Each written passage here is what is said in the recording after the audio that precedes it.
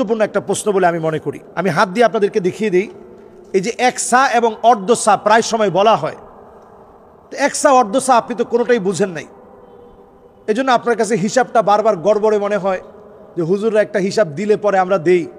আসলে এটার হিসাবটা কি? মানে কি এক সা মানি এইরকম হাতটাকে আপনি এই যে একবার, দুইবার, তিনবার, চারবার, একসা মানি 4 মুদ পরিমাণ। এই 4 মুদ মানি মুষ্টি।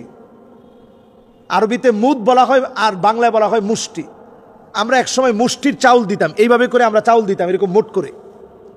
কিন্তু এখন তো আলহামদুলিল্লাহ পাল্লা পাথর সব কিছু থাকার কারণে এখন কে আবার মুষ্টিতে ভরে দিবে।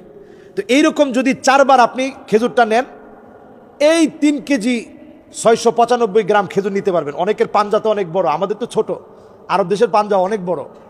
মোটামুটি তারা যদি এরকম 2টা নেয় তাহলে 2 কেজি না হইলেও 2 কেজির কাছাকাছি হয়ে যাবে। তাহলে যদি 4 বার নেয় তাহলে 4 কেজির কাছাকাছি। এটা হচ্ছে হিসাব, এটা হচ্ছে এক সার হিসাব। তাহলে 4 কেজি যদি আপনি খেজুরের কথা চিন্তা করেন, আজোয়া খেজুরে আসেন, বাইতুল মোকাররম থেকে এইবারই আমি আজোয়া খেজুর কিনছি 1200 টাকা দিয়ে। আবার আমার মধুবাগ থেকে কিনছি 1000 টাকা দিয়ে। সেদিন ফরিদপুর থেকে নিলাম 1000 টাকায়। তাইলে অনেক প্রকারের আজোয়া খেজুর আছে। সৌদি আরবে এমনও আজোয়া খেজুর আছে যেটা 1 কেজির দাম 500 টাকা। 1 কেজির দাম যদি 500 টাকা হয় তাহলে কি দাঁড়ায়?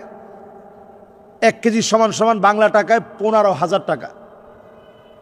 তাহলে 4 কেজির দাম কত আসে? 60,000 টাকা। তাহলে একজনের সদাকাতুল ফিতর যদি আপনি 60,000 টাকা দেন, আপনাকে ইসলাম নিষেধ করবে না। তবে 60,000 টাকা দিবে কে? 60,000 টাকা দিবে ওই ব্যক্তি যে সিঙ্গাপুরে গিয়ে মার্কেট করে, যে মার্কেটে 5 লক্ষ টাকা বাজেট করে তার এক এক সন্তানের জন্যে। তিনি সামাজিক স্টেটাস অনুযায়ী তিনি 5 লক্ষ টাকা দিবেন। 5 লক্ষ টাকা মার্কেট যেরকম করছে 60,000 টাকা এরকম সদাকাতুল ফিতর দিবে, অথবা কম বেশি দিবে। আপনি যদি 1000 টাকা করেও যদি আজোয়া খেজুর হিসাব করেন তাইলে 4000 টাকা আসতেছে। আপনি যদি সুক্কারি খেজুর হিসাব করেন তাহলে 1000 টাকায় আপনি 4 কেজি, এই 1000 টাকার মধ্যে আপনি কিনে ফেলতে পারবেন। এরকম যদি আপনি কিশমিশ দিয়ে চিন্তা করেন, পনির দিয়ে চিন্তা করেন, তাহলে দেখা যাবে অল্পে যেমন আপনি পারবেন, বেশি চাইলে বেশির কোনো শেষ নেই। কোয়ালিটির যেমন কোনো শেষ নাই, বেশির কোনো শেষ নাই। সর্বনিম্ন যে লোকটা একেবারেই সর্বনিম্ন আয়ের একজন মানুষ, কিন্তু তার উপরে সদাকাতুল ফিতর ওয়াজিব হয়ে গেছে। নিসাব পরিমাণ সম্পদ 85,000 টাকার মতো টাকার ওই দিন তার কাছে কোনোভাবে আছে। এই জন্য ঈদের আগেই সদাকাতুল ফিতর তাকে দিতে হবে। তিনি সর্বনিম্ন 110টা টাকা দিবেন। এই সদাকাতুল ফিতরটা আমরা দেই কেন? তুহরাতুন লিস-সাইমি মিনাল লাগওয়ি ওয়ার রাফাথ। এই সদাকাতুল ফিতর আমাদের রোজার ভুল ত্রুটিগুলো মাফ করে দিবে। সুবহানাল্লাহ বিহামদি।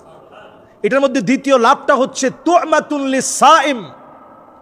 রোজাদারদের জন্য এটার মধ্যে খানা থাকবে। খানা কিসের খানা? রোজাদারদের জন্য খাবার।